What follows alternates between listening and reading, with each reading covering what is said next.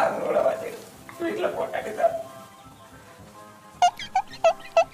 10 ரூபா தான் இருக்கு. இல்லாம பொண்டாட்டிதான்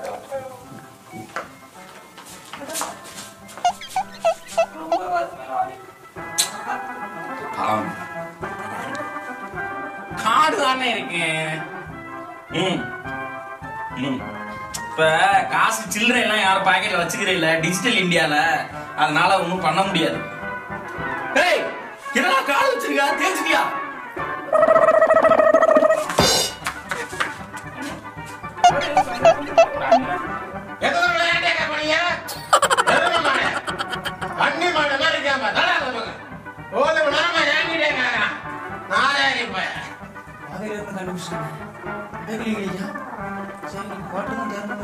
ஒரு மாதிரி பேசுறேன்.